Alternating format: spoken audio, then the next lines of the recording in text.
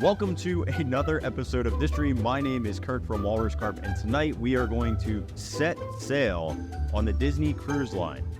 This evening we are going to focus on why did Disney or the Walt Disney Company even get involved in cruises in general, and how was their entry point, and what does it look like from the first instance where Disney actually owns Disney Cruise Lines. We're not going to go all the way in because that would probably take us 40 years. There's a lot with Disney Cruises and what they have. Even what we have right now, I know in my preparation with the big red boat, yeah, there's a lot. It's a lot. There's a lot. Yeah. So with me, as always, is the person who's already talking. I didn't know you existed until now. Kate, the Disney Cicerone. Right before you go on your Disney Cruise Line, what is up, Kate? Oh my goodness. This topic was so much bigger than I thought it was going to be.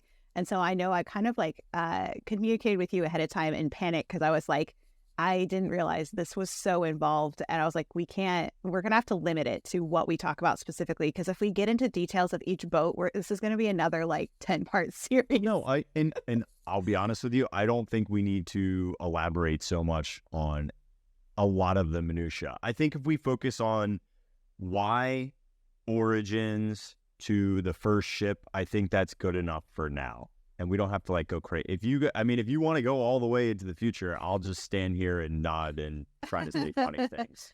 I have a few things. I'm going to limit myself though, or I'm going to just move quickly through a few sections that I do want to touch on, but I don't want to go into. That's what you'll actually do, because I've never heard, you're not one to limit.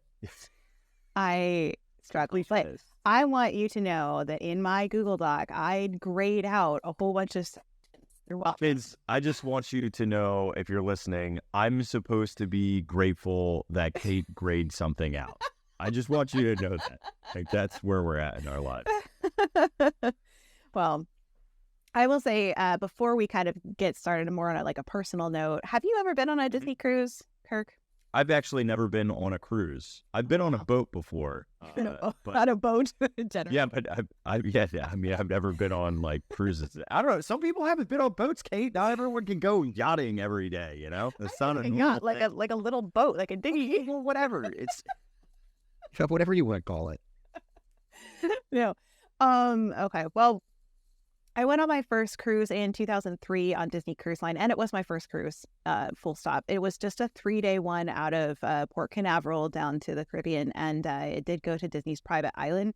However, I didn't get to go on the private island because I got that stomach bug that goes around on cruise ships, and I physically was not allowed to leave my cabin. I was quarantined in my cabin, but Elliot could go, so he went for a bike ride on the island and got some lunch, and he came back, and I was down for the count in our room. So I've never gotten to go there. And I decided, I was we're going to go on another one, and I'm going to go, and I'm not going to get sick. And we went to Alaska for a week on a Disney cruise, ironically on the same boat. So I've only been on the Wonder both times, which is frustrating, but it is what it is. And we had a wonderful, wonderful cruise with my family. And this is when I only had 2 kids, and they were both really small. So I'm excited. I get to go on a European cruise, a Northern European cruise this September. So that's why I was hey, let's talk about Disney Cruise Line a little bit, just because I want to get a little bit more context for myself before I go on Disney Cruise for fun. So Kirk was so kind as to let me be a little selfish and choose this topic. It was your turn. You got to.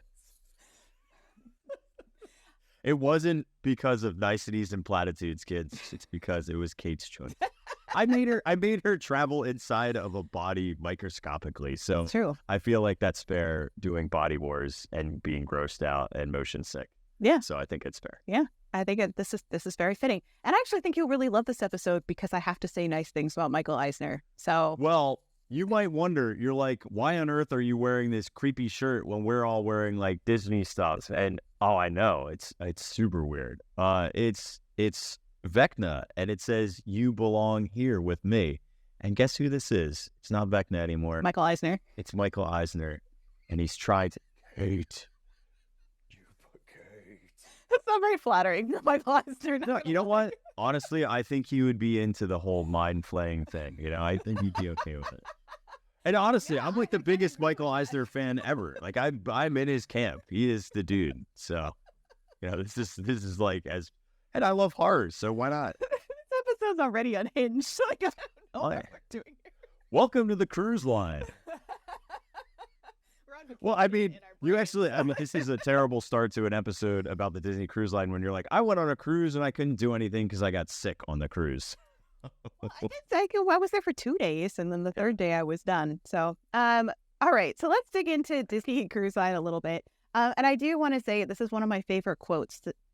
One of my favorite quotes that I found about Disney Cruise Line is actually by Ken Wong, and it said, "We dreamed of a ship that just by looking at her would make you smile." And I feel like that's just a very good way of kind of like summarizing how all the overall design and what the purpose of Disney Cruise Line really is for a lot of things. So I'm just going to mention that this all kind of started with a boat.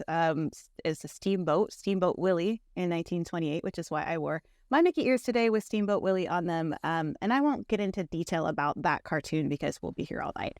But just to mention, that's kind of where the start of boats for Disney kind of came from. But then I give a tiny bit of steamship history just to give a little context, because I think it does help understand the design of the Disney Cruise Line boats. So in the early 1900s, the steamships replaced sailing ships as a method of travel. So sailing ships were the ones with masts and sails and whatnot. And so, and by the way, the SS in front of ship names designated it as a steam-powered ship or a steamship. So that's what SS means, in case anybody didn't know that. So how the steamships worked, they created giant vats of boiling water that provided consistent power, and they didn't depend on wind power to get you across the ocean, right? So it just made them more reliable and predictable, and gave them more speed and fuel efficiency and all those kinds of things. So, well, they weren't more fuel efficient because it was wind powered, but you know what I mean. They were more efficient in general. I read my note wrong, so that's funny. They took about 55 days to travel from New York to England. So that to me seems like a long time, but back in those days, that was actually fairly short if you consider how long it took to sail in a sailboat across the ocean. And, we can talk about Ellis Island. A lot of the immigrants came about at this point with steamship into 90% of immigrants arrived in America on steamships at this point in time in history. But most of them traveled to the third-class cabins, but there was also first-class cabins, which were known for their opulence and high style and whatnot. I feel like have we all seen Titanic? No, I mean, what I mean is a really good demonstration of what it looked like below decks versus what it looked like in the first-class cabin. That's all what I mean. Oh, yeah, okay, all right. That's where I was going with that. You gave me a look. So the first-class cabins had things like palm courts and orchestras, daily newspapers that they printed on the ship from like radio transmissions where they got the news from what was happening. They also had, formal dinners and whatnot. And so you'll see a lot of this stuff come back on pleasure cruises as they are now, things that you do for fun versus trying to just get somewhere. You'll see a lot of these traditions have still carried into what we see today in Disney Cruise Line. So Walt Disney himself was a frequent cruise ship passenger. He took a couple trips to Europe, South America, Caribbean. He actually took many cruises in his lifetime. And his steamer trunk, by the way, is on display in One Man's Dream. So if you ever want to go see his steamer trunk, it is kind of on the left side as you walk through One Man's Dream in Hollywood Studios. It's actually one of the e-tickets that we have at Hollywood Studios is his steamer trunk. I would pay for that.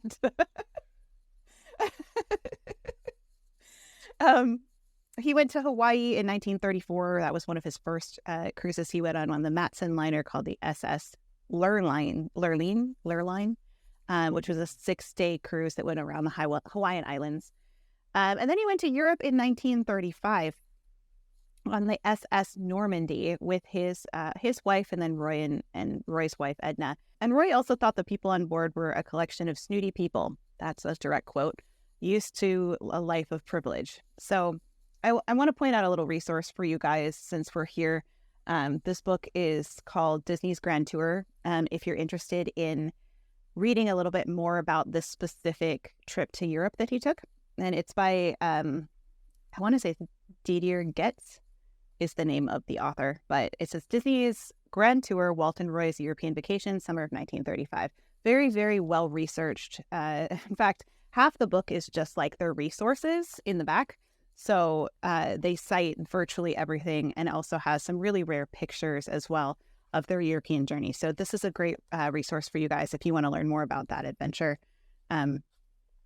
But they went on the SS Normandy. They came back on the SS Rex. And there is a picture of Walt holding a Charlotte Clark Mickey Mouse doll while standing on deck, which I do have to show you guys. So this is him and Lillian Disney standing on the deck with the little Mickey doll. Oh, yeah. And I think I have the picture. This is the SS Normandy, which looks similar to the Titanic. It's got kind of the dark, the bottom. Stop rolling your eyes. The Titanic gives a lot of like context for people. That's why I mentioned it. But it has the similar smoke stacks and a white top half of the ship and kind of a black bottom half of it. And it looks like that, like the Titanic. A lot of the ones did at the time. And I believe this is the SS Rex that you can see Walt Disney standing in front of it. He took a whole bunch of other cruises, which I won't mention. Just say he took his daughters on one. He went on the RMS Queen Elizabeth, and he went on the Queen Mary, which is significant. But Walt went a little stir crazy when he was on these boats. It says, on a ship in the middle of the ocean, Walt would go out of his mind. He couldn't find enough to do. On one trip, he got into a shuffleboard tournament with a Catholic priest when he's returning from a pilgrimage. So that was from his daughter, Diane Disney Miller. In 1962, they made a movie called Bon Voyage, which was basically, I'll just summarize this up. It's based on a book that is by Joseph and Mary Jane Hayes that was written while they were doing a transatlantic cruise. So Walt took his family on vacation for the shoot for this in 1961. And because the United States Line Cruise Company wanted to respect the privacy of the other cruisers, they required them to basically buy out the entire first class deck so they could do the shoot on that deck. So it is shot on the deck of the boat there. And the Sherman Brothers actually wrote a title song for it that was originally a slow romantic waltz, but Walt hated it and said, that's not my song. And so he sang like, California, here I come. And he's like, I want something like that, but in French, which I think is funny. What I have is in the 1960s, transatlantic flights became more commonly available. So this essentially just kind of eradicated the need to take boats on a transatlantic journey, right? Like they still operated. Some people preferred to take that. A lot of people were still scared of airplanes at that point. I mean, some people still are, but like it was a very new technology, and it took, people time to get used to it. And it was also way cheaper than a 55-day cruise. You don't have to pay for accommodation and food and all of that. A lot of people just decided to fly instead. So they pulled a lot of classic ships out of service because the demand went down. So if we're going to talk about the Queen Mary, and then I'll hand it off to you once we get to the Wrather part, but the Queen Mary was something that Walt Disney went on, and it was the flagship of the Cunard Cruise Line from 1936 to 1940. It got pulled out to do duty for World War II and then was retrofitted back as a cruise line in 1947. And that was purchased by the city of Long Beach and converted into a hotel, so it was no longer classified as a ship. It was classified as a building. And it just really cost a lot to operate for the city of Long Beach, which is kind of where the Wrather Company comes in. Do you want to take it away there, Kirk? Yeah, here's Walt and his daughters and his wife in front of, like, they're right about to board the Queen Mary back in, hang on, I have the date on this. The Queen Mary, 1952. Okay. His wife and his two daughters. So to understand how Disney and the Queen Mary even fit, you have to get historically that the Queen Mary was this like luxury style ship. So think like, again, opulent, just like we saw, the way that the Rex looked, the way the Titanic looks, these like luxury liners, and to Roy's point, snooty people kind of thing. So, which I think is kind of funny. But this was from 1936 on, used to ferry wealthy passengers across the Atlantic. Another picture of it. This one is in Long Beach, and it gets retired in 1967 as a usable, functioning ship. And Disney is going to eventually acquire this. So let me flip this around again. But I feel like before doing acquisition, because acquisition doesn't happen in 1988, I think we can talk about the partnership with Premiere, because that happens a little. Oh, the partnership with Premiere. Yeah, because the Wrather buyout doesn't happen until 1988, and there's a lot that gets folded into that as well. Yeah. So let's talk about Premiere. Okay, let's go into Premiere. So in November of 1985, there becomes this massive partnership because Michael Eisner at this time wanted to get into more of travel. There was conversation even to potentially open up a port that was basically going to house a floating theme park. And this ship would go from area to area to area, not come back for months and months at a time, sometimes even years, to potentially visit. So that was one of the concepts that just never happens. We can't just brush by that. We have to go in depth about we can, but I still am but that also kind of a cool concept. Yeah. Well, all right. You wanna take over on Disney? Let's talk about the SS Disney. Okay, so this was the floating theme park idea that was going to be on a converted oil tanker that would sail to different ports, and then they were going to design a cruise ship port in Long Beach as well. So this all came about because Jim Cora of Disneyland International sat next to a U.S. Navy admiral during a fundraising dinner who jokingly proposed that he had a spare aircraft. Why don't you put a theme park on it? That was essentially what happened there. But he brought it back, and then the staff loved the idea. He consulted with Larry Fink and worked with Mark Hickson on Splash Mountain and had 13 years of shipbuilding experience. So basically say is this thing going to go? Could we possibly do this? And he said, well, aircraft carrier doesn't sound like a great idea. We should probably put on something larger, like a super tanker or a cargo ship, because of flexibility and capacity. They pitched the idea to Michael Eisner and Frank Wells, and both loved the idea.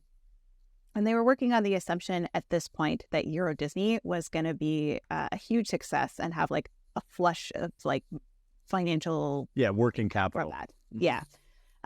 Obviously that didn't happen, so that was partially why this never happened. But so for the next 9 months, they worked with architects and designers and writers and concept artists and whatnot and model makers to design this floating theme park. And they made a model of it that could be taken apart to reveal each of the 5 decks. So WDI looked at international locations, like ports big enough to countries that would be interested enough to have this theme park visit them, essentially. And they narrowed it down to the West Pacific countries, Beijing, Shanghai, Canton, Hong Kong, Taiwan, et cetera, et cetera. So that part of the world. The ship would stay for 2 to 3 months and then travel to another port and then not return for another 4 to 5 years. So the idea was it's crazy. Yeah, build excitement over it because it wasn't going to come back for a long time was the plan. And it wouldn't just be one ship, it would be a fleet of ships. So it would have a main ship, and then would have a smaller vessel that would be fireworks, because they thought it would not be safe to shoot fireworks off on their main ship, ironically enough. And then they also had a passenger ship for all of the staff. So Kirk is showing you the original model there. They said, thanks to super tanker's architecture, the cavernous volume inside the ship gave us the opportunity to put 4 to 5 decks of attractions inside, plus more attractions on the top deck. And we're looking at 16 to 18 attractions, and about half would be at a Disney theme park. So, and they would have had people come onto this ship, and they would only stay for 8 hours at a time. That was the plan. Your ticket was a timed ticket for 8 hours, and then you would have to get off. The next crew would come on for 8 hours. And I'll just list some of the rides. So the top deck, they had the Orbitron, Carousel, Casey Jr., Ferris Wheel, Mad Tea Party, and Dumbo. They also have a restaurant up there. The top deck at the stern would have Small World, and they would have an Omni Mover in it instead of a flume. So they wouldn't make it a water ride inside a water ride. Essentially, they would make it like a dry Small World, so to speak. Other decks, they would have an Aladdin Dark Ride with rock work and a Cave of Wonders, a flying carpet spinner ride, a Little Mermaid Dark Ride with an entrance through Prince Eric's Village, which is kind of something we do see come up in Disney World later. But it would have had a suspended gondola-like attraction like Peter Pan's Flight. Toontown with Mickey's House for meet and greet, Roger Rabbit's Cartoon Spin, a 3D theater with either Muppet Vision or a new Lion King show. There would be simulator rides like Star Tours or 20,000 Leagues Under the Sea, Mad Mouse roller coaster like Space Mountain, but with a different name because it would be below decks. Eisner wanted it to be an Indiana Jones themed roller coaster like Temple of Doom. There would be a large pipe organ that would play music, a large retro telescope, and a mini castle as well, which is a lot. Yeah, it's insane. This was a straight entertainment, show, shopping, rides location. This was not a cruise line like we had been talking about, these kind of luxury boats. This was completely innovative in terms of being a floating theme park. Yeah, it was crazy how innovative this was. Like, you can see all the little details there. And so, like, why didn't this happen? Well, there's a couple of reasons for it. One of the major ones is just it was out in the ocean. Like, how do they get all these things to be maintained in a marine environment when it's like all the salt air and whatnot, and water and weather? That was a huge concern, considering a lot of these rides were on the top deck. They're kind of exposed to the elements. Mm-hmm. And its marine environment is a lot harsher than, like, say, just outside in Southern California. So that was not necessarily a win. They were also, they were really worried about corrosion in general. And then also they didn't get enough money from Euro Disney like they had planned, which is now Disneyland Paris. It almost went bankrupt. And so they just decided this was not a feasible plan. But ironically enough, some of these attractions we do end up seeing go to some of these other parks, and or we see some of these places they had planned to have this park visit ended up getting their own Disney parks in general. Well, isn't that cool that this was going to be the SS Disney, and at one point the concept of the port was going to be called Disney Seaport. Mm-hmm. So you were going to have the Disney Seaport, but yet, lo and behold, Tokyo has Tokyo Disney Sea. Well, so it came from somewhere else. Yeah, but like, to me, it is a port the way that that's designed in terms of, like, so you never throw away a good idea. I just think that's kind of cool. Well, the original idea for Port Disney or Disney Sea was going to be in Long Beach. So that was all part of this. You know that, right? Like, I feel like you knew that for this merger, maybe. What is happening? Where am I? Nah, I'm good. Like I'm pretty sure you would know that if you Wrather. Yeah, no, I got that. So let's talk about maybe the Wrather Corporation now. Should we do that? Sure. So I don't have a lot about the Wrather Corporation. I just know that they built and they ran the Disneyland Hotel, and it was ran by a guy named Jack Wrather.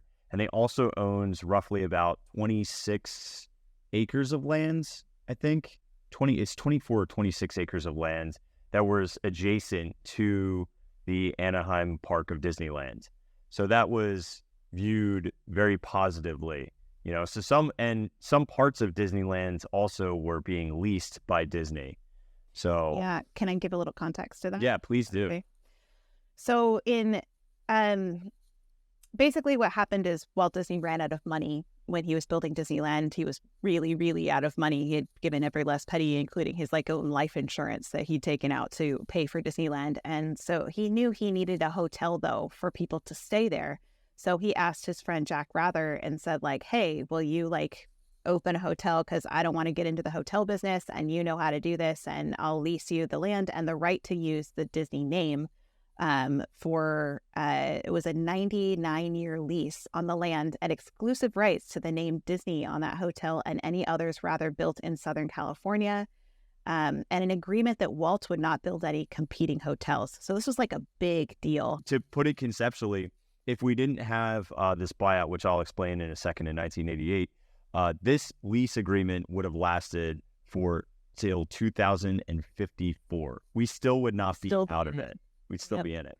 So, and it was very, very frustrating that, I won't go into too much because I'll let you do it, but I know that it was very frustrating for Michael Eisner, because this hotel was not being run very well by the time that Michael Eisner came around. It was not Disney standards, but yet it had the Disney name on it, and it was the hotel that was next to Disneyland. So do you want to talk about what happened with that.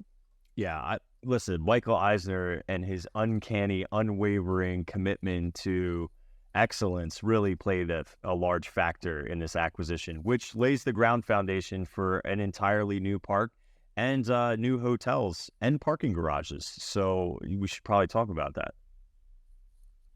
Go ahead. So this is an article from the LA Times back in January 22nd, 1988. Here's the headline. Disney IEP by Wrather in a $152.3 million deal. Disneyland Hotel, the Spruce Goose. Ooh. The Spruce Goose. Howard Hughes. I've sat in the Spruce Goose in Howard Hughes' seat. And he has like a little air thing that comes up so he can have his own air. He needs fresh air. And saran wrap. You need saran wrap on the wheel. I love Howard Hughes so much. Mary, it is getting acquired in this deal as well. So it's all getting added in here. So a part of a joint venture, $152.3 million purchased from the Wrather Corporation on Thursday gave Disney acres of land for a possible expansion of its Magic Kingdom here in Anaheim. So this was huge because now Disney has all this space, right? Yeah. But thrown in the deal, you get the hotel, get all the land, you get the Spruce Goose, and you get the Queen Mary, which are both located in Long Beach at the time. So this is why it kind of all folds together. And it's kind of interesting, again, this is like the Louisiana purchase of Disneyland when it comes to because they were landlocked. They didn't have much to work with. So in actuality, probably Walt Disney running out of money and leasing it to Jack ended up being a better deal in the end because they were able to acquire it. So it's almost like it put a buffer, like a mandatory buffer in place. So somebody was holding it. Because could you imagine if they didn't own any of the land besides just Disneyland's Magic Kingdom? And that still could be today, because when you step like a block off, it's a very different experience in Anaheim versus the 44 square miles you get of Walt Disney World, which insulates and, as we would call it, the bubble. There is very much a bubble. Yeah, I think that was one of Walt's biggest regrets, was that he didn't have the money to really buy all the land that was around Disneyland and to make it what he wanted. It was very frustrating for him, which is partially why he wanted to do the Florida project to begin with, because then he would own all that land and it wouldn't become like super tacky land around Disneyland, which was like the opposite of what he wanted. Super tacky land. Man, this place sure has a great all-you-can-eat buffet. Dude, I bet I would fit right in Suits Tacky Land. Like, that's my kind of... You would. Salt for the earth, dude. So at this time in 1988, the Disneyland Hotel had 1,174 rooms. But why is this important with the Queen Mary and the Spruce Goose? Well, the reason is because the Wrather Company had owned them, now Disney can use them as potentially selling for tours. So again, kind of like an expansion tourism thing. And the Queen Mary actually gets utilized, not for a long time, but it's used as a haunted mansion at sea for a very, very brief period. Disney is going to run like historical spooky tours through the Queen Mary, which I thought was fun. So yeah, they had like characters that dressed up, like Clark Gable and Mae West and whatnot. They'd have like a voyage to 1939 where guests were transported back to 1939, and it was like going back in. Well, I mean, if you look at, hang on, this thing's, of course, my computer has to freeze, but I do have one picture up. If you look at the insides of this thing, the bowels of the Queen Mary is not exactly like it is spooky. Look at that. That is. Yeah. That's the mechanical room. Well, she's old, Mary. you know. But, so hang on. So would you then say, by that logic, that if she's old, she's spooky? So older.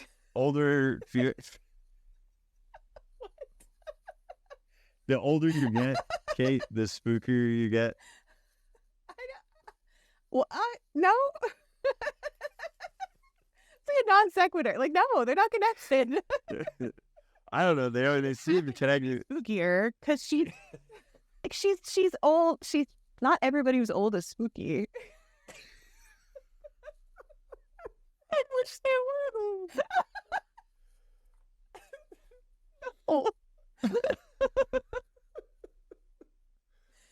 Anyway. No, she's rusted a little bit. She's showing her age. She's rest.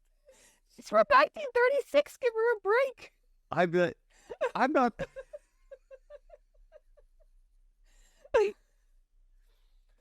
And then everybody who's spooky is old. See, it's true. Like, I don't think they're related. It just happens to be Oh my God. related for the Queen Mary. Thank you for that. Anyway, I just think it's interesting that they did, when they tried to buy the Wrather Corporation, Michael Eisner lowballed the offer because he's kind of a shrewd businessman who's fiscally sound after a Disneyland Paris situation. He was not fiscally sound in Disneyland Paris, so he had to be a miser for like the rest of his career. Sometimes dreams require, being irresponsible.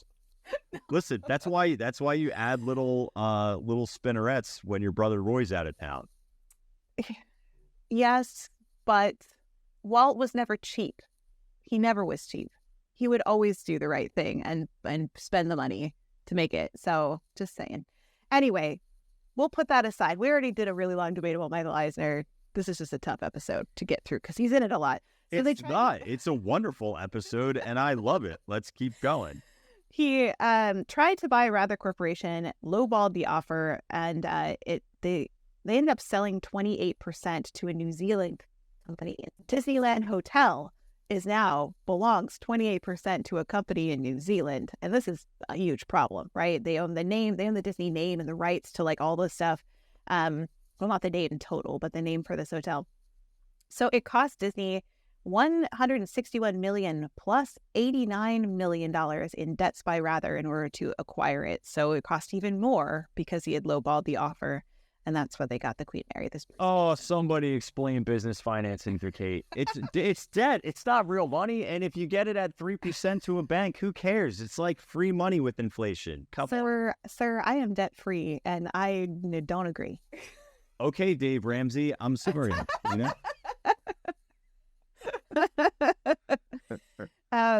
Anyway, so they did operate. So they did all these voyages, they did these spooky tours, they did all this stuff, and they eventually announced that it would become a new seaport called Port Disney, later Disney Sea. And we could do we'll time out real quick. This port area in Long Beach, which housed the Spruce Goose and the Queen Mary, was roughly about 236 acres, but most of it was water. So that's where this whole Disney Sea port could potentially be a thing. Well, and they were, if I believe, I didn't research this for this, but I believe they were going to use a whole bunch of landfill to expand the land. And they were going to use 200 and it was like 200 of the acres would be landfill. And the people that live there, they're like, no. No. What do you mean? You don't like extra trash around your house? Tacky land. Trash land. No, so they basically threw a fit, and then they got in a war with Disney, and this kind of ended up being a huge giant nightmare. I did see a lot of this ideas for Disney Sea comeback in Tokyo Disney later, but didn't happen at Long Beach for that reason. So we didn't get the SS Disney. And eventually Disney did sell off the Queen Mary, and the Spruce Goose ended up getting sold to the Evergreen Aviation Museum. It's now in McMinnville, Oregon. They built an entire building just for it. It is massive building. I have a friend of mine who is a war veteran who actually gives tours of it, and so it's a pretty neat place to go visit if you get a chance to go to the Aviation Museum. They also have Air Force One there, by the way, that you can go in, which was the one when Ronald Reagan was president. So that's pretty neat to get to go in Air Force One. You love the Spruce Goose that much, Kate, that they had to put it near your house. I love that something that Disney kind of owned for a little while now lives closer to me. That's all. That's as close as I get to Disney in my state. I had no joke. I was addicted to Howard Hughes. I love him as an entrepreneur, risk taker, just really interesting character in general. I had a belt buckle. I had a brass belt buckle from 1982 with the Spruce Goose on it, and it was huge. And I wore it in college. It was like a talking piece. Every bar I went to, people would be like, "What are you wearing?" And I'll be like, "You don't know about the Spruce Goose?" On your belt buckle? Yeah, it was like imagine like a big brass plated engraved Spruce Goose belt buckle. I don't know if I can find a picture of it, but yeah. I was trying to find a Spruce Goose because I was like, I don't know if everybody knows what the Spruce Goose is, and we won't get into the history of this that much because it will be here all day. It was basically going to be the largest, the H-4 Hercules, as it was called, was going to be a, not for troops, but mainly for tanks, artillery, big machining equipment. And it was called the Spruce Goose because it was made out of wood, because then they were rationing all the metal. So this was a contract with the U.S. military, and at some point the U.S. military cancels the contract, and Howard Hughes is such an amazing maniac. He refuses to not build it, finish it, complete it, and then fly it in November 2nd of 1947. So, yeah, it did not fly very long. It did have a very short flight. It flew though, Kate. It coasted for a little while in the water. I believe it's not actually made of spruce, though. I think that's just the name of it. No, it's made out of some other type like of wood. or something. This was the belt buckle I owned and wore very proudly. Isn't it absurd? I'm telling you, I was Goose flying boat. I was obsessed. Yeah, and it said Spruce Goose flown. Yeah, 1947. That's the only reason why I remember the year, is because it was like right there on the belt buckle. But yeah, it's you. He also had like wicked OCD, so I was like going through some stuff, and I was like, man, he accomplished a lot, so that's pretty impressive. Although he was a maniac. Yeah, I might actually start wearing tissue boxes for shoot. Like in The Simpsons. Dude, but he has like the long, Mr. Burns has the long fingernails, the long hair, and yeah, tissue boxes for shoot. He's like, great. Get in. It's the greatest. Pop I love that. He's like on the little model of like a plane. He's like, he's like, get in. And he's like, no, there's just such a champ. Oh, it's funny. I did look it up. The Spruce Goose was airborne for 30 seconds, 25 feet above the water, for just under a half mile. A man of principle. It was the largest plane ever built until 2019, when the Strato launched jet took the record for wingspan of 385 feet. So that's crazy. It took almost 50 years to get to a larger plane. It's so wild. So yeah, anyway, enough about the Spruce Goose. That was fun. Little. Yeah. I like the Spruce Goose. Me too. It's nostalgic. All right. So now we're going to talk about how do we enter into cruise lines. And this is in 1985. Disney decides to partner up with the Premier Cruise Line and its primary cruise ship, which was known as the Big Red Boat, probably because it's a giant big red boat. And this operated out of Cape Canaveral, Florida, to provide Disney costume characters for short cruises, mainly initially to the Bahamas, and there was multi-stay vacations to Walt Disney World. So essentially this was Michael Eisner's idea of, okay, well, we can tiptoe into the cruise industry by already utilizing an existing cruise line so we don't have to service it. So think of it almost like white labeling, where it's, even though Premier is the operator, Disney is the brand that's labeled on top of it. So it's an interesting way to get into an industry without spending a lot of capital, which they clearly did not have a lot of capital. Nope. I have some amazing, not only brochures, but articles. And it's just, I mean, now this is a brochure versus a picture. You just showed a picture, I feel like. Yeah. Like I just missed it. I'll show you. I'll pull it up. Dinner at 8. Black ears optional. I think we both laughed a little too hard at that. Premier's Big Red Boat. It's a romantic dinner on the Caribbean Sea. It's Mickey or all their magic. It's Premier's Cruise and Disney Vacation, the best way for your family to experience 2 vacations in one. A 3 or 4 day Bahamas cruise or a 3 or 4 stay at Walt Disney World, only on Premier's Big Red Boat, the official cruise line of Walt Disney World. You will find dinner guests that are quite animated or a crew that's a little goofy because Disney characters sail on every cruise, and only Premier Cruises and Disney Vacation guarantees you a stay at Walt Disney World resorts, which I that is the big draw here, because Walt Disney World was already a destination at this point. Yeah. And I'll show you some images because it's interesting who they partner up with.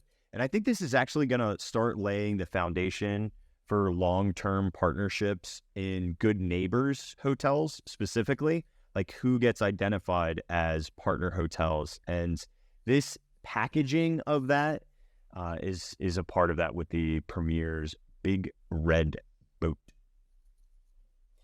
Yeah, it's interesting. What they saw was a lot of people were going to Disney World and then they would pair it with a cruise vacation into the Caribbean. So they're like, well, if they're already doing that, like how we should like get a piece of that pie, right? Because they're using us to get more people to pair that vacation with. So you're right. It's like testing the waters, which they also kind of tested with with the Swan and Dolphin is another good example of that because they partnered with Marriott to have a hotel as well. Yeah, I mean, think about this. Next time, cruise with us and we'll give you the world free. And it straight up says right there, free admission tickets to Magic Kingdom Park, Epcot Center, resorts, and a rental car. It's a Premier cruise. So you're getting 3 or 4 nights in the Bahamas and you're getting 3 or 4 nights in Walt Disney World. And again, this came from Port Canaveral, which is not that far away, but they gave you a rental car and lodging and tickets. It's pretty so needless to say, this was extremely popular. And what's crazy is a week-long trip started, granted, this is in 1985, as low, based on your dates, $695. If only we still had that. I think that $695 is just what will get them to allow you to step on the boat for one person for about 10 minutes. Yeah, that's accurate. It's a little more expensive now. We'll just say that. The other thing that was included in here is that you could get, if you wanted, and you did rent a car for 7 days, which was aligned with, and I think this is interesting too, Budget or Alamo. And if you remember, the People Mover was a long-term partner sponsor with Alamo in Tomorrowland's here in the Magic Kingdom at Walt Disney World. But you could also go to Spaceport USA at Kennedy Space Center. That was also included. So yeah, we're like just throw in all the you're things. You're literally getting everything possible, you know? And if you wanted to, they would even throw in flights, round trip tickets to over 100 cities to get you there. So, I mean, they were doing everything to make this a full solution. Caribbean, Walt Disney World, space, rental cars, hotels, a week plus. Come and do this. They're mostly adult cruise ships that tolerated children. Like you can bring your kid on, but there wasn't like childcare. There was no kids clubs. There was no shows that were geared towards children. It was all more adult themed kind of cabarets or whatever. There was a lot of like casinos on board, with gambling and whatnot. It was not a child-friendly place to go cruising. So this benefited this cruise line because they could use this Disney name and say like, let's make cruises for families, which was a market disruption because that had never happened before. So this was a good deal for both the cruise line and for Disney. But however, this cruise line didn't really have Disney quality on board. So the rooms weren't. Kate, it's What? this banner that is taped onto the side says there's magic aboard. I don't know what you're talking about. And look how happy this family is. Although that one wants probably there's a little kid reaching over his dad going, please take me. I'm going to go back on. Listen, through the eyes of a child, the big red boat is a fairy tale come to life. A shiny red boat of wondrous proportions and endless surprises. Things like your maid service never coming around, your bathroom always breaking, the food giving you food poisoning. These are all the surprises waiting. It did.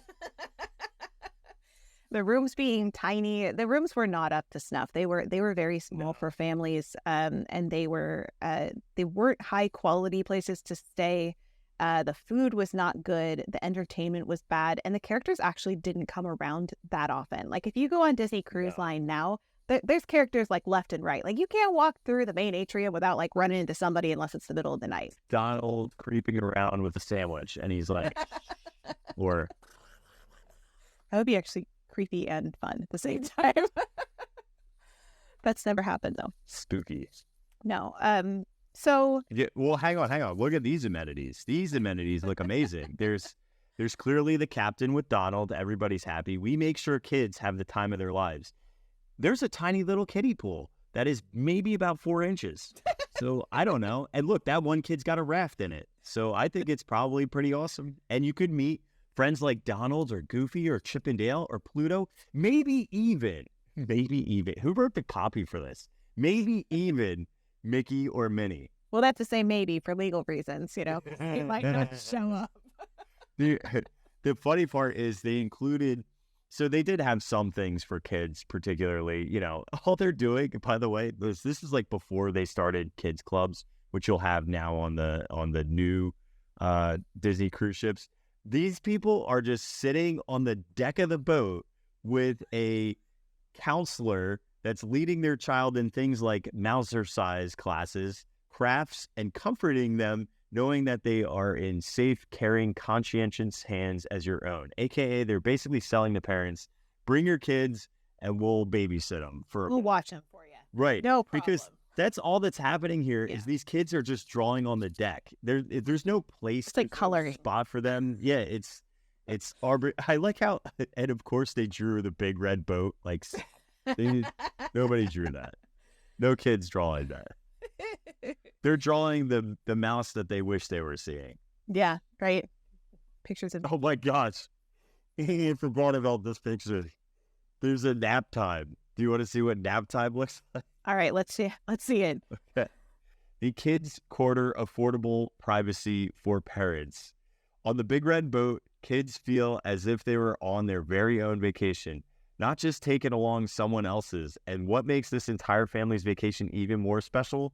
Parents can capture all the romance and magic of the cruise experience and still have the pleasure of being together as a family. And then it just shows a picture of their kids all sleeping in like pillows on a carpet. It's on the ground. It's like just like a carpet on the ground. And it's terrible. It's the weirdest picture ever. And I don't know why they're talking about, like, I guess, again, it's probably because I'm putting myself in the cruise line industry's times where it was mainly adult driven. So adults who had previously been on cruises without their kids are thinking of those romantic moments that you can now dump your kids off into a carpet for a couple hours and rekindle your flame. Well, I mean, yeah, if you've been on cruises and your kids were kind of an accessory and you had to watch them the entire time, like it was a huge deal. Like I remember when we went on our Alaskan cruise, and my oldest was old enough to go in the kids club, but my youngest we had to pay for babysitting in the nursery, which I think Alice in Wonderland was actually reading her a story when I picked her up. So it was adorable. I tell you, the characters are everywhere. But we were so grateful to have like an hour of just like putting our feet up without the kids there, because it's so intense to have like toddlers for 7 days, and you're trying to like wrangle them around the ship and stuff. So I think that was really appealing to parents. Yeah, I have to say. Well, I mean, a big thing here too, remember, if everything was mainly for just 2 people and adults, this is the first time that you're getting cabins or berths at 4 or 5 berths, which is not normal to have that many sleeping arrangements. But again, I think that's what Kate was talking about earlier. A lot of people thought that the Big Red Boat was uncomfortable because you're getting, this space didn't change. It just got retrofitted to add more bodies in a room. Right. So you were now cutting your space in half, you know? Like you lost a lot of your room to But hey, at least there's Sundays. Look how happy they are. They love their ice cream, these kids. I'll tell you what, my kids say the number one thing they're looking forward to about Europe is swimming and ice cream on the cruise. And I was like, great. You know what? I think my daughter said crepes in Paris too, but that's all we got. Oh, see, it's the simple things in life. The other thing that's interesting in here is, for the first time in language in a Disney partnership, they're talking about single parents and travel itineraries. So that's another like family dynamic that wasn't as prevalent. So I think that's interesting that they catered to that as well. So before they had, and I don't know if it got renamed, but there was a Salt Cay area in Nassau that they would launch to. I'm not sure where the location of Castaway Cay is. But Castaway Cay is not on Nassau. That's its own private island. It's right, but isn't it in like the Bahamas area or no? Am I way off? I don't know the location of it. I'd have to look it up. I'm speaking out of turn here. But they had... I was really sick when we went to it, so I wasn't paying attention. Meanwhile, Elliot... He's riding his bike. Pictures of him with his bike, and he was so happy. He had great food. All right, speaking of food... I'm always interested about food, especially of the different times. But look, well, hang on. It's not just turkey.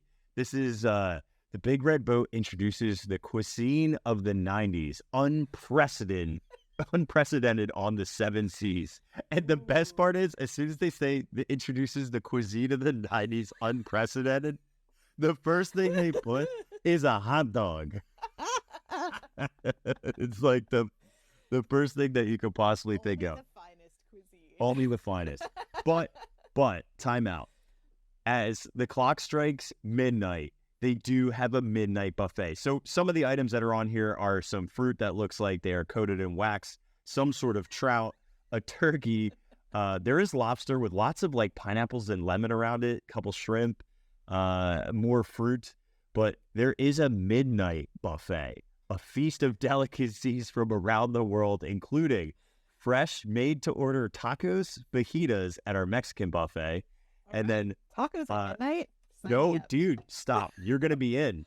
They have a masterpiece of delicate foods like crepes and Oriental stir-fry, and Asian jambalaya, Count me. And Vietnamese pastry table. Pack your bags. And Vietnamese pastry table. Yes, I'm trying to tell you, this is very big. And they also have homemade pizzas, afternoon English teas. They have even insomnia service if you have to have frozen yogurt and ice cream sundae parties. Yes. And they even have healthy foods from the American Heart Association. So yeah, there you go. But isn't that fun? I always love learning about like food. Besides the fact that Kirk likes to eat, do you? Well, wait, you're telling me you wouldn't eat? Look at these. That's Vienna fingers he's got there. I do like to eat on the cruise.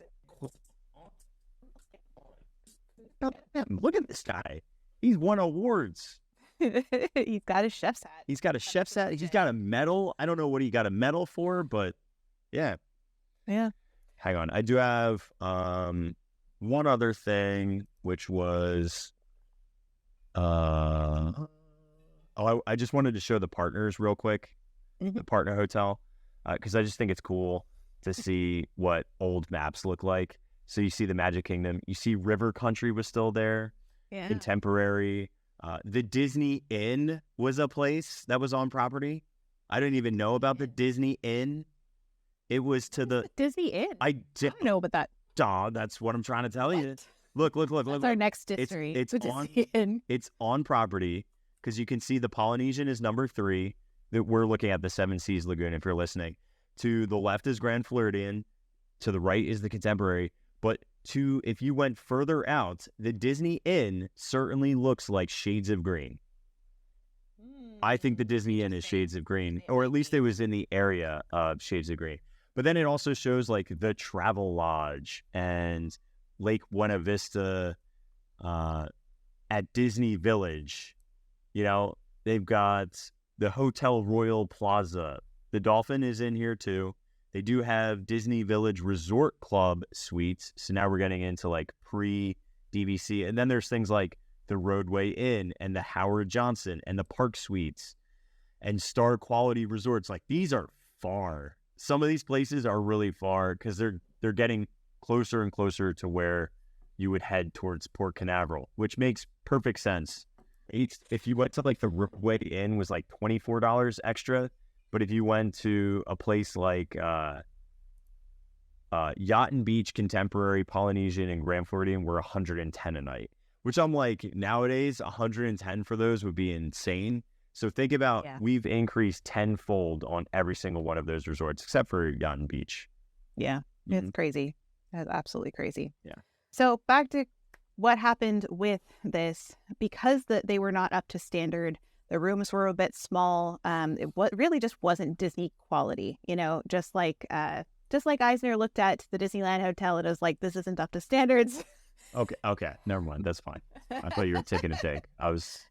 No, I wasn't. Nope. They decided to stop partnering with Red live up to their standards. So Big Red Boat Premier partnered with Warner Brothers instead, like Bugs Bunny, etc., to try to keep their family-friendly image. But then they went bankrupt in 2000, sold off their ships, and eventually all their ships were scrapped, so they don't exist anymore. So in January to November of 1992, Disney tried unsuccessfully to partner with Carnival and Royal Caribbean for a more upscale package and greater Disney participation, and none of that worked out, essentially. And so at this point, Eisner's like, we should just operate our own cruise line. Like, let's just make it happen. Because they were already providing great service in hotels. They knew how to do food-ish in Walt Disney World. They know how to do food. They know how to do hospitality. They know how to do all the things. And Justin Green, the former president of Walt Disney Attractions, said, if you think about all the disciplines reflected on board a ship, we had them all except one, the ability to drive the ship. And that we could acquire. Our core competency is guest satisfaction. It's something we realized could be easily transferred to the high seas. And just like Eisner had said of building their own hotels instead of outsourcing, we will learn, we will make mistakes, but it will be Disney. So that was his goal. I knew you were going to like this episode. I'm like... I agree with you, Michael. So in typical Eisner style, of course, he saw, a money to be made and money to take away from competitors, just like Animal Kingdom took away from Busch Gardens and MGM Studio took away from Hollywood Studios or Universal Studios, and Typhoon Lagoon, his competitor was Wet and Wild. And he's like, well, these competitors have cruises in the Caribbean, so we want one too. So he saw an opportunity to not be giving money to their competitors, essentially, is what I'm getting at for that. So in May 3rd of 1994, Disney announced their own cruise line that would be starting in 1998. Is this where we want to talk about some of the concepts maybe for what we get? Sort of. Eisner was really bothered by the appearance of modern cruise ships at the time because they didn't capture the same romance that had been depicted in films in the 30s and 40s and like Walt had back in the 30s and 40s. He said, the modern ships didn't look like ships to me. Hotels, yes. All glass and see-through elevators. Those ships were more about Vegas than about the sea. I know they're hugely popular and I could see why people loved going on them, but it simply wasn't for me. Every fiber of my body revolted against building such a ship. There was another concern I had at the time about forming a partnership with an existing cruise line. We at Disney overspend on guest experience. We deliver to our guests more than they expect. I didn't believe any partner, would understand that they would consider our spending over the top. I wanted our ship to bring back a feeling of the great times. I can remember seeing my grandparents off on the Queen Mary to Europe, so another connection to the Queen Mary. I went down to the dock and I can recall the bustle, vast steamer trunks carried aboard, and later I was on the last journey of the Mauritania. It was enormous fun. That image of the classic ship and the great ocean passage had stayed with me. It is the romance I feel people are seeking. So, after Michael and Frank, this is a quote from Wing Chow, who was heavily involved in this process of kind of constructing these boats. He said, after Michael and Frank decided to get into the cruise business, Michael basically said, "We want the best naval architects to design the ship to create the most magical floating resort." Joe Wood, Chris Crary, and I investigated and identified 3 of the most talented Navy architects in Europe. After the first round of interviews, we floated the idea to them that we wanted a design competition, a process that we've used before with some of our other hotel designs. So here's the concepts I know that they did have. One was a reimagined version of 20,000 Leagues Under the Sea. Another one was a floating citrus plantation grown in an aquarium with a row of leaping cartoon fish painted alongside the hull. Wow, that didn't happen. Then there was a giant floating swan, like the swan boats. So just like picture a giant swan. And then there was one called Disney Fantasia that looked like a futuristic silver spacecraft. So essentially they all looked like crazy cartoon, except for like, I could say the 20,000 Leagues Under the Sea one could probably be pretty tastefully done. But they all looked like kind of like the lands in Disney except cartoonish, you know? And they were not what Michael was looking for. Their 3 final architects were Robert Tilberg of Vilken, Sweden. I'm going to not say this name right. I know Ida is how you pronounce the last name, but it's Njal. Ida of Oslo. And then the partners Peter Uren and Bjorn Storbatten. Forgive me for my like Norwegian is not up to snuff, but these were the 3 architectural firms that they had compete. And Ida, actually from Oslo, he was like, "I'm not going to compete for your business." Like he was already really, really successful at this point, and he's like, "I'm not interested in doing design work for free." You know, he's like, I'm not good with that." Basically just kept talking to him and telling him stuff, and he basically wore him down, and he was like, "Fine, I'll get you something." And ironically, his was like the last design to be submitted, and it was the one that they loved. So they did, all 3 of those architects were invited to Walt Disney World to kind of get a feel of Disney culture before they designed. But Eisner told all 3 of them to out tradition, go home and make a modern classic. And Dr. Harnett Essler of Frog Design was also brought in to kind of tweak the design. And he said, "An object this large, a ship, should be like a person you want to be with. It should have human qualities. The more an object responds to the body, the more we like it. The bridge in the ship should hearken you to move on to a new world. Such a feeling is badly missing on most cruise ships today." So it's kind of an interesting way of thinking about the design, I think.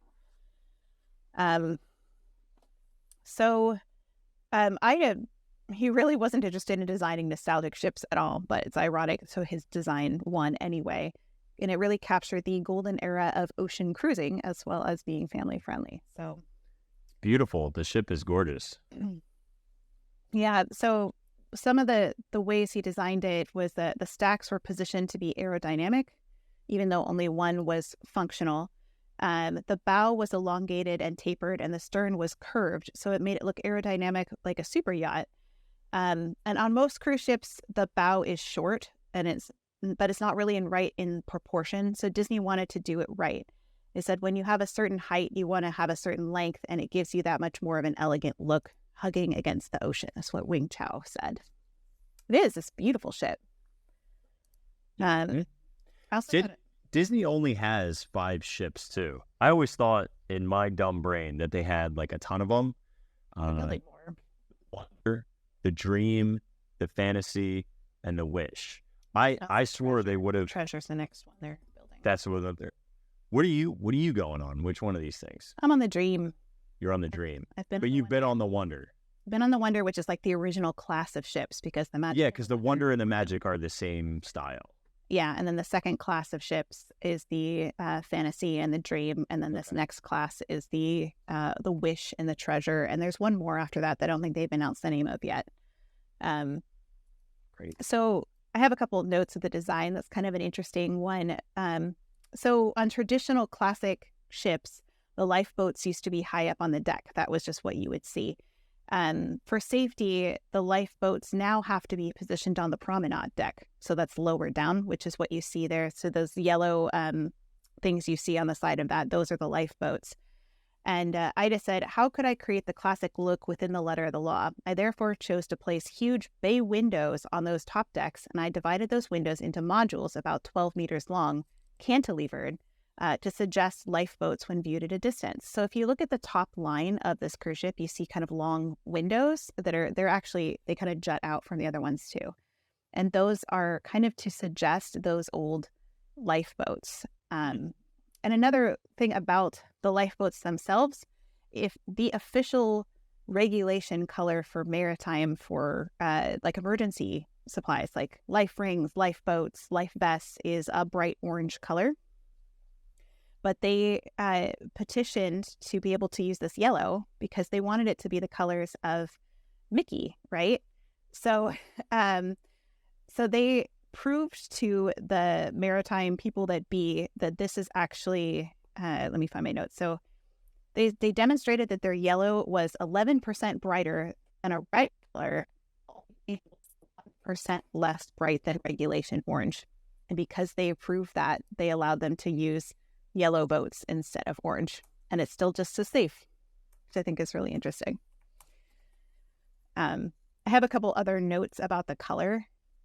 So we've talked about John Hench before on Distory. He is kind of like the color expert of Disney, if you will. Besides, I'd say Mary Blair is also very much on that, and Ken Anderson had his share of colors. But John Hench did a lot of color theory in the parks. He was the senior VP of creative development at the time that these ships were being built. And so he kind of had a hand in making the colors for the ship. And so they used these Mickey Mouse colors, black, red, white, and yellow. He said, I used a blue-black because it gives a little more contrast, making the white look more brilliant. Using yellow in the white reflects light better. The red-orange stacks are typical, though we didn't use a standard color called Cunard red, which you might remember that we talked about for the Queen Mary was the Cunard line.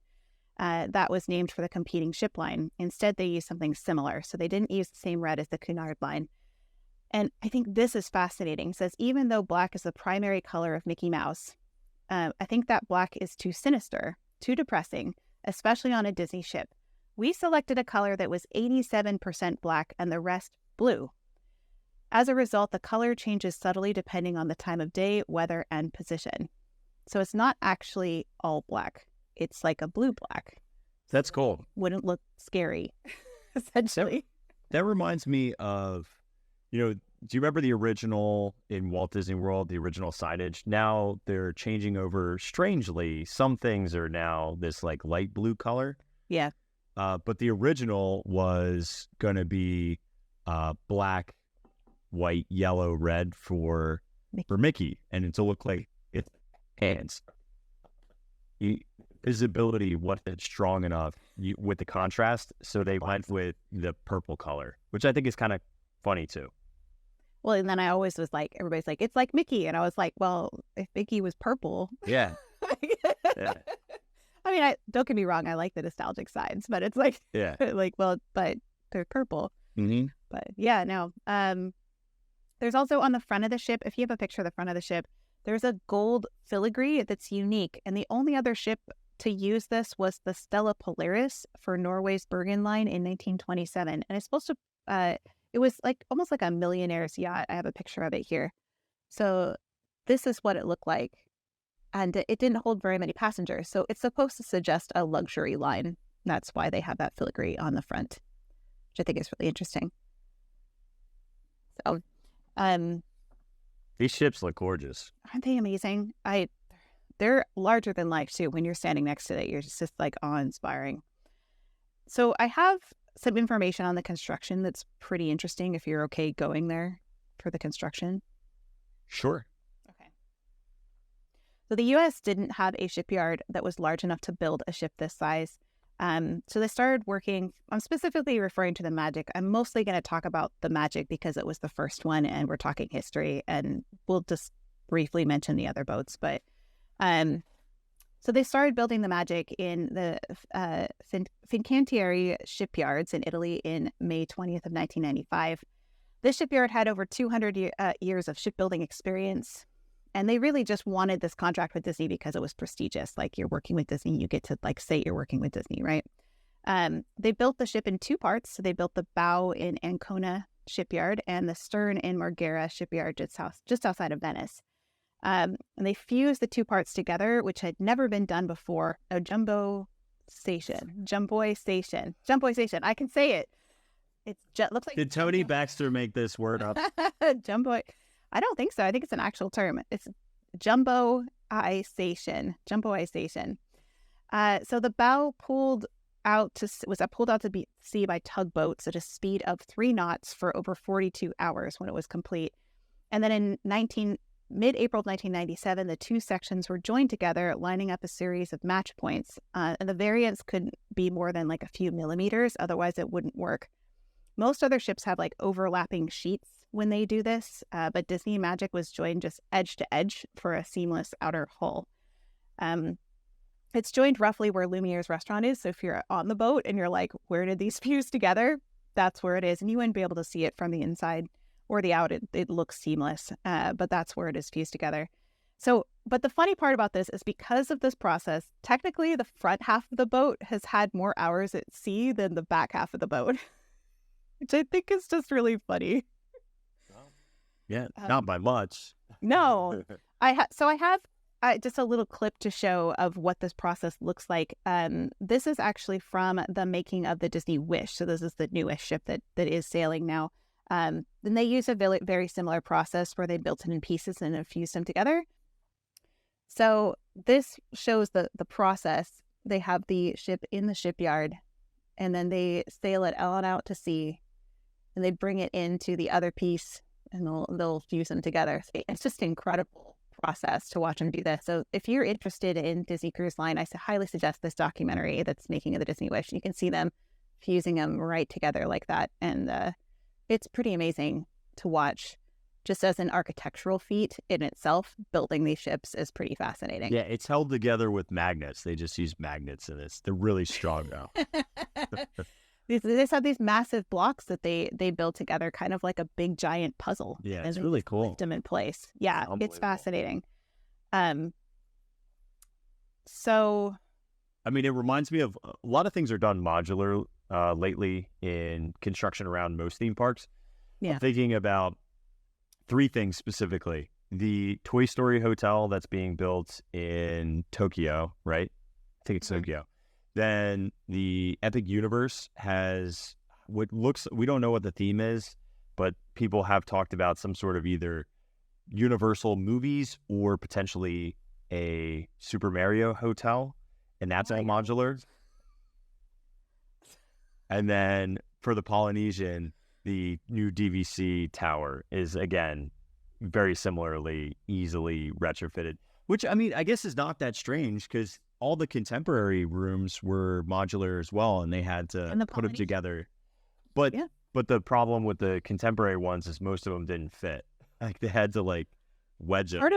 Part of it was they didn't fit, and the biggest problem they had with that was there became mold in between the two compartments. So like when they would slide them in as units into the contemporary, that they started to like water, whatever would like get into those cracks, and then it started to get mold in there, which was like, how in the world do you fix that once the building's complete? So it was extremely expensive to fix that, and so they realized like we can't build things like this, or if we do, we have to fix the process that doesn't do that. So yeah, they put the two sides together. There was a couple of like problems with construction in that the Italian attitude, the work ethic is not the same as it is in America. I'm not going to say it's wrong. I'm just saying it's different because they're different cultures. They like to take their holidays. They like to take days off. They like to rest a little bit. They like to just relax pace when they do stuff. And it was very frustrating for Disney because at this point, the shipyard owned the project until they signed it over ownership to Disney. So Disney couldn't do anything about it. They could send their people over to like suggest like maybe we should move things along. But they couldn't do it themselves because they were at the mercy of the shipyard, which I think is why they switched shipyards after that, because they were very frustrated with that one. That didn't seem to be in a rush to get their contract completed, which made the Magic delayed a little bit because of that. the ship sailed for the first time in 1997, May 13th of 1997, and had a ceremony with the Disney characters and some doves and a horn blasting and whatnot. And then they had sea trials, which they do with all of the ships. So they take them out and they basically do like extreme circumstances to see how the ship can handle it. You know, stopping on a dime, turning on a dime, those kinds of things. Like making sure that you can. I don't think stopping on a dime is the thing. Now that I think about it, turning on a dime. Where do you? I was gonna say, where do you find coins in the ocean anyway? Yeah, people toss them in for good luck, like at Disney. Eventually, this ownership was transferred to Disney, and then they sailed the ship from Venice to Port Canaveral, July 1st to 15th, and then they started completing the inside. So the outside was completed first, then they did the inside. They had other challenges to construction. They had to find materials to conform to heightened fire regulations because this is different than building a hotel on land. They had to be as eco-friendly as possible because they needed to be, because they're at sea. The materials needed to be able to withstand a harsh marine environment. So just like the concerns they had with that theme park, right? The high winds, corrosion, listing, tilting of the boat. They had to like take in all of this when they're designing everything. The paint needed to be able to last years, not months, in a marine environment. So they elected to use an automotive paint finish tested at a facility to use an accelerating chamber to analyze the degradation of the paint. That's John Nelson, the technical director for... I wrote these notes really quickly, and it says shoe production, and I'm pretty sure I meant show production. He is the master cobbler at Walt at Imagineering. Oh gosh. The Mickey pool slide that they put in for the Magic was so large they couldn't transport it during normal operating hours, so they had to get special permits to take it in Long Beach, and they loaded it up to a truck, and like the next day they got permission at 3 a.m. to take it to the port, and it was too large to put inside the barge, so they had to strap it to the deck and then like ship it over. So shipped it to Italy. So just some challenges to construction in terms of... Yeah, that's frustrating, you know. Yeah. I just think like that's shoe business, you know. Shoe business.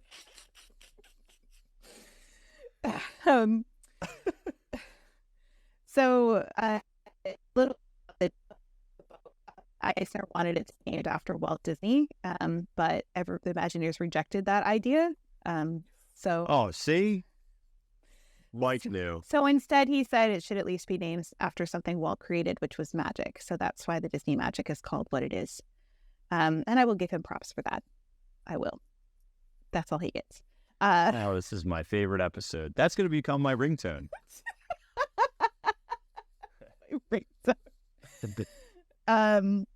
Then they decorated the interior of the ship as well. I should mention that the boat did not get a name until it was christened. That is naval tradition. So when they smash a champagne bottle on the boat and it gets christened, that's when they give it its name. Before that, it was just known as block number 5989. So it just had kind of like the shipyard number. For the interior, I have a lot of like notes about how the Imagineers thought of it. And they really just thought it was a lot of storytelling is what happens in the Disney Cruise Line boats, because they wanted you to be fully immersed in a story the entire time you're there, 24/7. No matter where you go on this boat, you're in a story. And they are incredible, incredible spaces. If you've ever been on a Disney Cruise Line, they are just... It's like the resort times like 10. Like they're amazing. Yeah, I mean, I just looked at this and I was like, oh gosh, no wonder why they cost so much. I was trying to find good pictures to show you guys of the interior from my own, but like it was so long ago, I only took pictures of like my family. So I have this one. I have this one inside the lobby. You can see the carpet, but you also see my kiddos, but just when they were really tiny. You can see the Mickeys on the railing too, though. You can see these, they're mostly Art Deco or Art Nouveau designs for these original two ships. Very classical elegance, but added in with a taste of Mickey. So they said this was from Mike Renninger, who is the president of production development. He said, "I see the interior of the ship as an emotional story. Interior, it is a stage set for our guests walk on board and then pass through spaces from one story to another, all using similar vocabulary that integrates them to the sea, legendary ocean liners, and Disney. We intend the story to have impact at every level. For that to occur, we have adopted a central vision more than anything. So it's like everything relates to each other, which I think is challenging because they have different spaces that are, different themed from each other. So they had one of the best furniture makers in the world, Molteni and C in Italy, for the staterooms. They brought over their best craftsmen to work on the suites. And they said when a lot of travel agents pre-christening of the cruise couldn't believe how much better the quality of the rooms were based on from everything else in the industry. They just like leveled up the cruise line industry with how great these rooms were. And as Eisner, as always, was a extremely hands-on micromanager. He said, I went to see life-size mock-ups of the ship's staterooms in Italy before we committed to any design detail. We changed everything 3 to 4 times at least. The Art Deco design and elegance blended with Disney whimsy was kind of the goal here. He said, we paid careful attention to detail and demand a high quality of designs and materials. We look carefully at the transition spaces that connect the various venues and create a cohesive relationship to the designs. The goal was to make the storytelling on the ship unique and different from one of the parks. Ultimately, we wanted to create a one-of-a-kind Disney experience. I always wondered what Walt would have thought about a theme park on a ship. I believe Walt would be quite pleased. And that's from Greg Butkus, the concept designer for WDI. I do have something kind of interesting about the suites, since you already have the staterooms up there. This one's kind of a neat, fun little fact that most people don't notice, is the staterooms that have a fish on the door. If you're like an old school Disney person and you know what fish extenders are, fish on the door, then that means you're on the port side, the left side, because it has the same amount of letters as fish in it. So that's PORT and FISH. So that's why there's fish hanging like above your stateroom number. The stateroom that has a seahorse outside the door then is on the starboard side because it has roughly the same amount of letters as seahorse. It starts with an S as well for starboard. So if you're looking for a way to, orient yourself, the port side is the side with the fish and the starboard is the side with the seahorses. And I really thought that this was fascinating on the Dream and the Fantasy. The carpet gives you indicators of what direction you're headed on the boat because they're so large you can get really disoriented in the hallways. So they have, I'll show you a picture of the carpet, but they have a map of like the world. And if it's facing right side up, then you're headed towards the front of the boat, right? The bow of the boat. And if it's upside down, then you're headed towards the back of the boat. And the flags that you see around it are actually signal flags that spell out the name of the boat. Oh, that's cool. Mm-hmm. And then the other part about the carpet in the hallways is that the stars do the same thing. So if the star point is pointed up, you're headed towards the front of the ship. And if they look like they're upside down, then you're headed towards the back. So gives you a little bit of orientation to figure out where you're at just by the carpet under your feet, which I think is pretty interesting. That's helpful. Yes, it is. I have just one last kind of portion as to kind of things that were revolutionary on Disney Cruise Line. And we don't have to get into all the details of the different cruise ships because I think we'd be here all night. So the new features of Disney Cruise Line that were revolutionary to the industry when they happened. One was rotational dining every night. But you'd have the same servers. So not only, you don't go to the same dining room every single night and like have dinner. You actually physically move on the Disney Cruise Line. Every night you rotate to a different restaurant. There's usually 3 main restaurants and then you rotate through them. If it's a longer cruise, you continue to rotate through those 3. But your server goes with you. So your server like learns your family. They learn what you like and they can like tailor things to you. Like for instance, That's nice. Yeah, like my daughter at the time, she was like 2. And she loved broccoli. Like she was obsessed with broccoli. So they just kept they would automatically just bring out a bowl of broccoli for her. Like when they said hi, like they would just that's awesome. put it down. And they knew my son only wanted to eat mac and cheese. So they just kept bringing him mac and cheese. Then they also wanted, they always brought us Mickey bars, like full size Mickey bars. And just at the end of every meal, they would just because they knew we liked them. So it's amazing service. And that was part of the idea, was having this over the top customer service was a disruption to the what other cruise lines were doing. They did have good customer service, but they didn't have Disney customer service. They also had a dedicated area for ships. We kind of talked about this a little bit. other ships had basically just tolerated children, but these ones actually created these amazing play places for children. If you look at the ships, some of them have ones that are themed after like Peter Pan or Toy Story. I think that's the Toy Story one. I think it's on the Dream, with a Slinky Dog slide. It looks like you're in Andy's room, like these imaginative spaces where children can play. For younger kids, they've got the Oceaneers Club, and then they have the Oceaneers Lab for the older kids. And those ones, this is like up to 12, I think. And they do crafts. They do things that are almost like Jedi training kinds of things. They have all those kinds of activities that older kids would be interested in that club that's included in the price of your cruise. And then they also have stuff for tweens. So they have like, I think it's mostly video games, but they also have other stuff to do for tweens. They're like a hangout club, and then they have a teen one as well. So it's like, it's by age. Yeah. All the kids have different spaces. And if you think about it, like those demographics really, even though they're close in age, they have interest and skill levels that are dramatically different. Mm-hmm. So that's really cool. It is interesting because they can go to like the lab, or they can go to the Oceaneers Club, and even though they're like 4 to 12 each, but each one has like own areas that appeal to different age kids, and they have a lot of counselors that are trained to hang out with them. So it's not just babysitting. It is like deluxe care of your children where they're going to have the time of their lives. Like I had a hard time getting my son out of the club because he loved it so much, but we're like, we need family time. So anyway, another thing that was revolutionary was that there was no casinos or gambling at all on any of the Disney cruise lines. And if you have new cruise lines, like that's like a major thing you do on cruise ships at the time. So this was a huge change. Eisner said about it, we were told that you had to have gambling because that's where you made the money. We couldn't have gambling even if we wanted it because we own a baseball team, and in that area you couldn't be in gambling if you owned a Major League Baseball team. So because they owned a baseball team, they couldn't have any casinos on board. But doesn't sound like they wanted them anyway. They kind of put the kids' clubs where the casinos be. Other things, I'll just breeze through these. They had their own cruise terminal, which I won't get into, but the fact that Disney has its own cruise terminal is a big deal. They also had the Walt Disney Theater. That was the first time a cruise line ever used projection mapping in a theater. And they had specific special mounts on the projectors to accommodate for the rocking of the ship, which I think was probably like a gimbal, if I had to imagine. Yeah. Something of it that made it so that it didn't lose where it was supposed to be tracking when the ship was rocking back and forth.